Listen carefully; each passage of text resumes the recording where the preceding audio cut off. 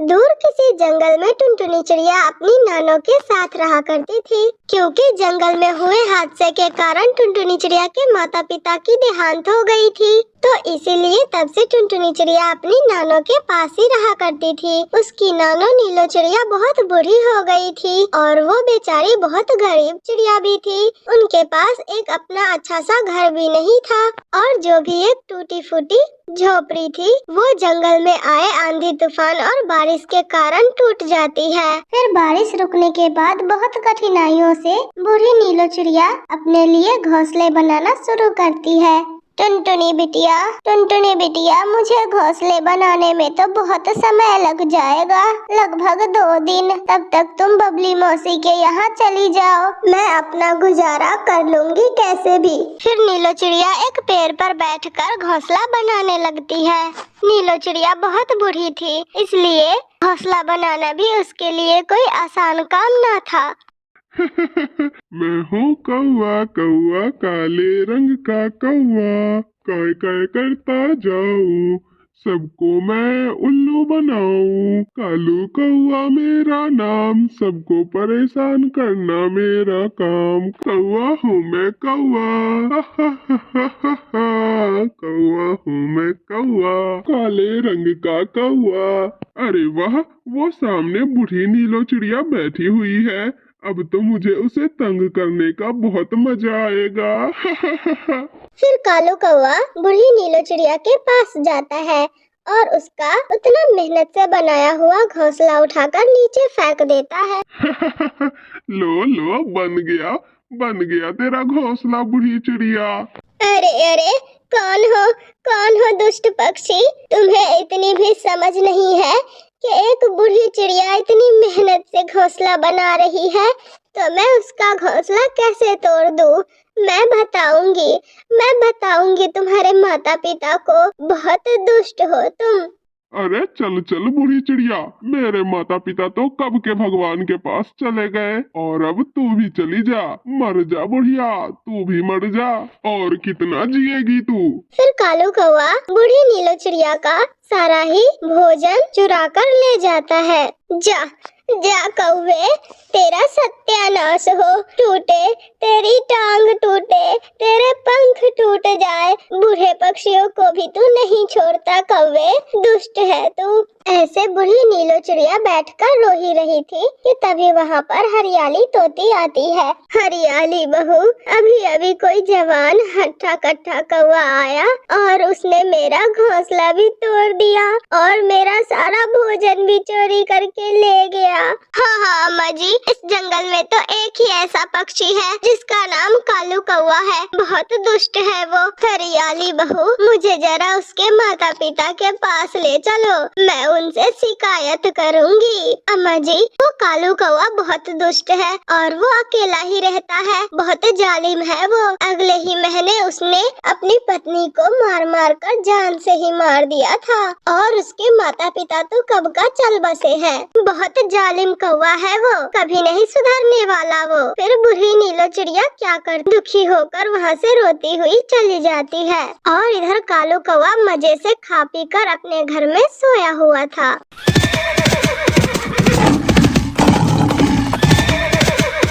एक दिन बंटी कबूतर राशन का सामान लाने के लिए बाजार जाता है। वहाँ पर उसे टुनटुनी चिड़िया मिल जाती है। टुनटुनी चिड़िया की सुंदरता को देखकर बंटी कबूतर को उसे देखते ही उससे प्यार हो जाता है और बंटी कबूतर उससे शादी कर लेता है और उसे लेकर अपनी माँ बबली कबूतरी के पास आता है। अपनी बहू टुनटुनी चिड़िया को देखकर बबली कबूतरी बहुत खुश होती है और वो कहती है, अरे वाह रे बंटी बेटे, तू तो बहुत सुंदर बहू रानी ढूंढ कर लाया है मेरे लिए, मेरा तो दिल ही खुश हो गया। हाँ माँ, अगर मैं तुम्हारे भरोसे रहता तो तुम तो घरेलू बहू ही ढूंढ कर लाती, और मैं देखो मैं कितनी सुंदर चिड़िया ढूंढ कर लाया हूँ। अरे कमबख्त, तो क्या ये सुंदर है तो ये घर का काम नहीं करेगी? अरे माँ जी, आप ये कैसी बातें कर रही है? आप चिंता मत कीजिए, मैं आप लोगों की बहुत अच्छे से सेवा करूँगी। अरे बहू रानी, एक बात कहूँ तुमसे, तुम्हारा ये सोने का जेवर कितना सुंदर है और तुमने कितना जेवरात पहन रखा है बहू। लगता है तुम्हारे मायके वाले बहुत अमीर हैं। हाँ माँ जी, ये तो बात सही कहा आपने। मेरे माता पिता बहुत अमीर है, बहुत पैसे हैं उनके पास। और मेरी माँ ने एक बात कहा है कि शादी के बाद जाते ही अपने ससुराल वाले को अपने सारे गहने दे देना। ये सुनकर तो बबली कबूतरी और भी ज्यादा खुश हो जाती है। हाय रे, मेरा बेटा बंटी कबूतर हीरा ढूंढ कर लाया है। बंटी बेटे, तेरी पत्नी तो सुंदर के साथ साथ बहुत समझदार भी है। फिर कुछ दिनों के बाद टुनटुनी चिड़िया अपनी सास के पास आती है और उससे कहती है, ये लो अम्मा जी, ये मेरे सारे गहने हैं इस संदूक में, इसे आप अपने पास ही रख लो। अरे हाँ हाँ बहू रानी, लाओ लाओ जल्दी लाओ, मैं रख लेती हूँ इसे अपने पास में। फिर टुनटुनी चिड़िया अपने सारे जेवरात अपनी सास को दे देती है। फिर अगले दिन जब बबली कबूतरी सोकर उठती है तो वो देखती है कि उसके गले का जो सोने का चैन था वो नहीं है। अरे बंटी बेटे, बहू रानी जल्दी आओ यहाँ। अरे माँ, क्या हो गया? इतनी सुबह सुबह ही क्यों इतना शोर मचाया हुआ है? अब मैं तुम्हें क्या बताऊं बंटी बेटे, मेरे गले में जो 10 तोले की सोने की चैन थी वो नहीं है। पता नहीं उसे किसने चुरा लिया। मेरे गले में अब वो नहीं है। हाय मेरे सोने की चैन। अरे माँ जी, आपका सोने का चैन चुराएगा कौन? आप अच्छे से याद कीजिए, कहीं गलती से आपने ही कहीं रख दिया होगा और अभी वो समय पर मिल नहीं रहा है। अरे नहीं बहू रानी, जब मैंने अपने सोने के चैन को अपने गले से उतारा ही नहीं तो उसका खोने का तो सवाल ही नहीं उठता ना। अरे माँ जी, अब मुझे याद आया कि कल आप बाजार गई हुई थी ना, तो हो सकता है कि आपके गले की चैन बाजार में ही कहीं खो गई हो। वैसे पता है माँ जी, चोर उचक्के पक्षी ना ज्यादा भीड़ भाड़ वाले इलाके में ही घूमते रहते हैं और बाजार में तो वैसे भी भीड़ होती है। हाँ बहू रानी, शायद तो ठीक कह रही है।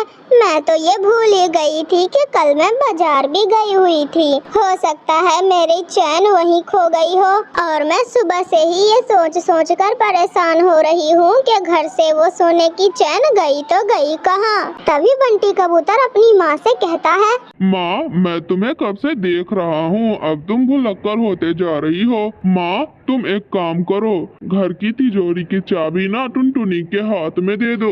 हाँ मेरे बेटे, तेरी बात भी सही है, मैं बहू को ही दे देती हूँ चाबी। ले बहू रानी, अब ये सारी चाबियाँ तू ही रख। अरे नहीं नहीं माँ जी, मैं इन सारी चाबियों को लेकर क्या करूँगी अभी। अरे बहू, तू रख लेना ये चाबियाँ। तू देख रही है ना मेरी याददाश्त कैसे कमजोर हो रही है। धीरे धीरे ऐसे ही समय बीतने लगता है और टुनटुनी चिड़िया समय के साथ साथ पूरे परिवार पर अपना विश्वास जमा लेती है। एक दिन जब बंटी कबूतर सुबह सुबह अनाज बेचने के लिए जा रहा होता है, तब उसे घर में एक भी अनाज की बोरियां नहीं मिलती। तब बंटी कबूतर अपनी माँ के पास जाकर उससे कहता है, माँ, आपने अनाज की बोरियां कहीं रखी हुई है क्या? घर में तो मुझे नहीं मिल रहा है। अरे नहीं बेटे, मैंने अनाज की बोरियां नहीं रखी। तू बहू से ही जाकर पूछ लेना, क्या पता उसी ने कहीं रखा होगा। नहीं माँ, टुनटुनी को भी इस बारे में कुछ नहीं पता है। अरे बंटी जी, घर में सारा अनाज खत्म हो गया है। आपको पता है, आज ही मुझे शॉपिंग करने जाना था और आज ही घर की सारी अनाज खत्म हो गई। अच्छा, तो तुम इस बात को लेकर इतनी परेशान हो? तुम चिंता मत करो, तुम ये लो मेरा राशन कार्ड, तुम्हें जितना भी शॉपिंग करना होगा तुम कर लेना। और फिर बंटी कबूतर अनाज लेने के लिए जंगल चला जाता है। फिर जंगल में अचानक बंटी कबूतर के मोबाइल पर एक SMS आता है और वो जल्दी से घबराकर अपनी माँ को फोन लगाता है। तब उसकी माँ बबली कबूतरी उससे कहती है, अरे बेटे, तुझे पता है मैं तुम्हें ही फोन लगाने वाली थी। अपने घर के सारे जेवर जेवरात चोरी हो गए हैं। क्या माँ, ये तुम क्या कह रही हो? हाँ बेटे, मैं बिल्कुल सही कह रही हूँ। और ये सब चोरियाँ कौन कर रहा है वो भी मुझे पता चल गया है। वो और कोई नहीं, तुम्हारी सुंदर पत्नी टुनटुनी चिड़िया ही है। वो जब से हमारे घर में आई है तब से चोरियाँ ही चोरियाँ होती जा रही है। मैं जा रही हूँ उसकी पुलिस कंप्लेंट करने। फिर बबली कबूतरी थाने जाकर कालू इंस्पेक्टर को अपनी लुटेरी बहू के बारे में कंप्लेंट कर देती है। और फिर कुछ ही दिनों के अंदर लुटेरी टुनटुनी चिड़िया गिरफ्तार होकर जेल में कैद हो जाती है। मेरे प्यारे दोस्तों, अगर आप लोगों को वीडियो अच्छी लगी हो तो वीडियो को लाइक करके हमारे चैनल टूनी कार्टून टीवी को सब्सक्राइब करना ना भूलना। गोरी कभी उड़ती हुई जा रही थी कि तभी उसे सामने टुनटुनी चिड़िया दिखाई देती है। गोरी कभी टुनटुनी चिड़िया के पास जाती है और उससे कहती है, अरे अरे अरे चिड़िया बहन, तुम यहाँ बैठी हुई हो और उधर तुम्हारी बिटिया लिली चिड़िया को चील उठा कर ले गई है। क्या क्या गोरी, सच कह रही हो ना तुम? अरे मुझे क्या जरूरत है झूठ बोलने की? अगर तुम्हें नहीं विश्वास हो रहा तो तुम मत जाओ। फिर टुनटुनी चिड़िया इतना सुनते ही अपना दाना वहीं पर छोड़कर अपने घर की तरफ भागती है। शरारत करना तो कोई मुझसे सीखे। थोड़ा सा झूठ बोलकर पूरा दाना मिल गया है मुझे। बेचारी बुद्धू चिड़िया। लिली बिटिया तुम ठीक हो ना? हाँ मम्मा, मैं तो बिल्कुल ठीक हूँ। मैं यहाँ घर के बाहर बैठी आपका इंतजार कर रही थी। क्या हुआ? हाय, उस दुष्ट कवि ने तो मेरी जान ही निकाल दी थी। उसने मुझसे कहा कि मेरी बिटिया लिली चिड़िया को चील उठा कर ले गई है। मम्मा आप शांत हो जाए, ऐसा कुछ भी नहीं है। मैं बिल्कुल ठीक हूँ। जरूर गोरी आंटी ने आपसे मजाक किया होगा। ऐसे ही एक दिन गोरी कवि जल्दी में उड़ते हुए बबली कबूतरी के पास जाती है। बबली कबूतरी एक पेड़ के नीचे बैठी मीठा फल खा रही थी। अरे कबूतरी बहन, तुम यहाँ बैठी हो और उधर किसी ने तुम्हारा घर जला दिया है। मैं अभी देख कर आ रही हूँ। तुम्हारे घर से बड़े आग के लपटे उड़ रहे हैं। क्या ये तुम क्या कह रही हो गोरी कवि? मैंने तो अपना घर बहुत मुश्किलों से बनाया था। किसने जलाया मेरा घर? बबली कबूतरी जल्दी उड़ती है। उड़ते बेचारी एक पेड़ से भी टकरा जाती है, मगर वो फिर से उड़ती है और अपने घर की तरफ भागती है। ये मीठा फल सिर्फ मैं ही खा सकती हूँ, क्योंकि मैं हूँ इस जंगल की सबसे अक्लमंद और होशियार कवि। इस मीठा फल पर तो सिर्फ मेरा ही अधिकार है। ऐसे गोरी कवि खुद की ही बड़ाइयाँ करते हुए बबली कबूतरी से छीना हुआ फल खाने लगती है। और इधर बबली कबूतरी अपने घर को देखकर कहती है, अरे मेरा घर तो बिल्कुल ठीक है। तभी वहाँ पर टुनटुनी चिड़िया आ जाती है। अरे बबली बहन, आपके इन पंखों पर घाव कैसा है? अरे क्या बताऊँ टुनटुनी बहन, उस बेशरम गोरी कवि ने मुझसे झूठ बोला। मैं तो पेड़ के नीचे बैठी बड़े मजे से मीठे फल खा रही थी, लेकिन तभी वो वहाँ आई और मुझसे कहने लगी कि बबली तुम्हारा घर जल गया है, किसी ने तुम्हारे घर में आग लगा दी है। इसी कारणवश मैं तेजी से वहाँ भागी और एक पेड़ से टकरा गई। ऐसा ही गंदा मजाक उसने मेरे साथ भी किया था बबली बहन। मैं छोड़ूंगी नहीं उस बुरी कवि को, मैं बदला जरूर लूंगी। अरे बबली बहन, उस कवि के लिए तो हमें लड़ने की कोई जरूरत ही नहीं है। हम भी उसे वैसे ही उल्लू बनाएंगे जैसे वो हमें बनाती आ रही है और उसे चील्डी से खूब पिटाई खिलवाएंगे। ऐसे टुनटुनी चिड़िया बबली कबूतरी को कुछ कहती है और फिर दोनों हंसने लगती है। फिर शाम होने के बाद टुनटुनी चिड़िया लड्डू लेती है और गोरी कवि के पास जाकर बैठकर खाने लगती है। अरे टुनटुनी बहन, तुमने ये लड्डू कहाँ से लिया? जरा मुझे भी दे दो खाने को। ना गोरी कवि, मैं ये लड्डू तुम्हें कैसे दे सकती हूँ? मैं ये लड्डू बहुत मुश्किलों से लेकर आई हूँ। चील्डी पहाड़ों पर मिठाइयाँ बांट रही है, वहीं से लेकर आई हूँ मैं ये लड्डू। क्या चील्डी मिठाइयाँ बांट रही है? लेकिन किस खुशी में? अब क्या बताऊँ गोरी बहन, उन चीलों की भी ना अनोखे रस्म रिवाज है। हमारे यहाँ तो किसी के मरने पर दुखी होते हैं, मगर उनके यहाँ किसी के मरने पर मिठाइयाँ बांटी जाती है। चिल्दी की माँ मर गई है, इसीलिए वो मिठाइयाँ बांट रही है। अरे वाह, तब तो मैं भी मिठाई लूंगी और मैं भी मिठाई खाऊंगी। हाँ हाँ, क्यों नहीं गोरी बहन, मैं तो कहती हूँ तुम अपनी सहेलियों को भी ले जाओ, वो भी मिठाइयाँ खा लेंगी। फिर गोरी कवि उड़ती है और अपनी सहेली कोयली के पास जाती है। कोयली, कोयली मेरी दोस्त, तुम जल्दी मेरे साथ चलो, आज मैं तुम्हें जी भर के लड्डू खिलवाऊंगी। क्या ये तुम क्या कह रही हो गोरी? कोई काम धंधे तो तुम करती नहीं हो, फिर तुम लड्डू कैसे खिलवाओगी मुझे? अरे कोयली, अभी तुम मेरे साथ चलो, बाकी की बात मैं तुम्हें बाद में बताऊंगी। फिर गोरी कवि अपनी सहेली को साथ लेकर पहाड़ों की तरफ जाती है। उधर चिल्दी अपने घर पर शोरबा बना रही थी। गोरी कवि वहाँ जाकर झूठ मूठ कर रोने लगती है। चिल्दी, चिल्दी, मुझे बहुत खुशी हुई कि आपकी माँ मर गई। अब इसी खुशी में आप मुझे मिठाई खिलवा दो और मेरी सहेली कोयली को लड्डू। ये सुनकर चिल हैरान हो जाती है। अरे गोरी कवि, तुम्हारा दिमाग तो ठीक है ना? देखो चिल्दी, आपने उस टुनटुनी चिड़िया को जितना मिठाई दिया है ना, मैं तो उससे ज्यादा ही मिठाई लूंगी और मेरी सहेली को पूरे 10 लड्डू देना। अच्छा, तो तुम यहीं बैठो, लड्डू और मिठाई अंदर पड़ी है, मैं अभी लाकर तुम्हें खिलाती हूँ। फिर चील पीछे से जाकर एक बड़ा सा लठ उठाकर गोरी कवि की पिटाई करने लगती है। हाय हाय, मैं तो मर गई, मेरा पंख टूट गया। चिल्दी गोरी कवि की सहेली को भी पीटने लगती है। अरे चिल्दी, आप मुझे छोड़ दो, मुझे तो ये गोरी कवि अपने साथ ले आई थी।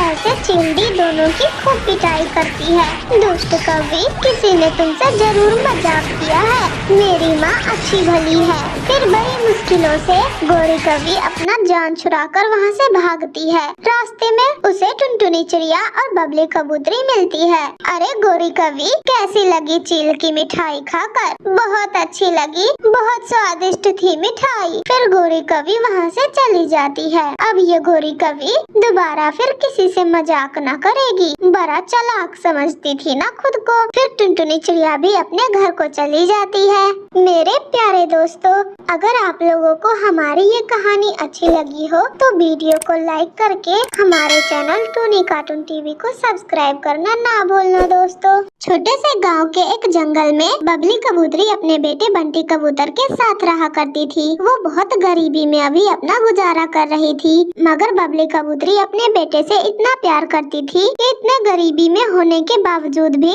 उसने अपने बेटे बंटी कबूतर के परवरिश में कोई भी कमी न छोड़ी। मगर इधर बंटी कबूतर पता नहीं कौन सी नवाबी में जीता है। वो अपने घर के बाहर बैठा स्मार्टफोन चला रहा था और बबली कबूतरी किचन में अपने बेटे के लिए खाना पका रही थी। भगवान जी, मेरे बेटे को आप हमेशा खुश रखना, भले ही मैं सूखी रोटी खाऊं, बस उसका पेट भरा रहे। ऐसे बबली कबूतरी अपने बेटे के लिए खाना बनाती है और उसे परोसते हुए कहती है, ये ले बेटा, आज मैंने ये तुम्हारे लिए खिचड़ी बनाया है, खा ले।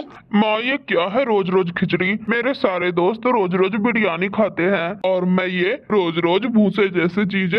अरे बंटी बेटे, तू तो जानता ही है ना अभी अपने घर की हालात क्या है। तेरे पापा तो गए थे शहर वाले जंगल में कमाने, मगर फिर दोबारा लौटे ही नहीं। और तभी बंटी कबूतर गुस्से से मुंह फुलाता हुआ बोलता है, हाँ हाँ माँ, वही पुराने डायलॉग मारते रहो। पापा कहीं चले गए, वापस नहीं आए, बेचारी माँ अकेली अपने बेटे को पाल पोस कर बड़ा किया। बस आप यही तो कहानी सुनाती रहती हो हमेशा। मैं इतना बड़ा हो गया हूँ, न पढ़ाया न लिखाया, अभी तक कोई भी नौकरी नहीं लगी मुझे। सब आपके कारण माँ, सब आपके कारण। लेकिन बेटे, इसमें मैंने क्या किया? क्या किया? माँ, तुम पूछ रही हो कि क्या किया? सब कुछ आपने ही तो किया है, सब कुछ आपका ही तो किया धरा है। न पढ़ाया न लिखाया, न आज तक मुझे कोई भी जॉब लग पाई है, सब आपके कारण। ऐसे बंटी कबूतर गुस्से में खाने पर से उठकर चला जाता है। अपने बेटे की बात सुनकर बबली कबूतरी रोने लग जाती है और रोते हुए अपने आप से कहती है, भगवान जी, मुझसे जितना बन पड़ा मैंने किया। बिन बाप के बच्चे को मैंने पाला, अब मैं इससे ज्यादा क्या कर सकती हूँ, अकेली लाचार माँ। ऐसे बबली कबूतरी रोते हुए फिर से खाना बनाने लगती है। थोड़ी देर बाद बबली कबूतरी के मन में एक उम्मीद उठता है, ये बंटी इतना बड़ा हो गया है मगर इसका बचपना अभी तक नहीं गया। शायद अब वक्त आ गया है कि जल्द से जल्द इसकी भी किसी अच्छी सी चिड़िया ढूंढकर शादी करा दी जाए। अब तो कोई चिड़िया ही इसे अच्छे से संभाल सकती है। मैं तो भाई अब थक गई हूँ। अगले दिन से बबली कबूतरी अपने रिश्तेदारों और पड़ोसियों की मदद से एक दूसरे जंगल की टुनटुनी नाम की चिड़िया से बंटी कबूतर की शादी तय कर देती है।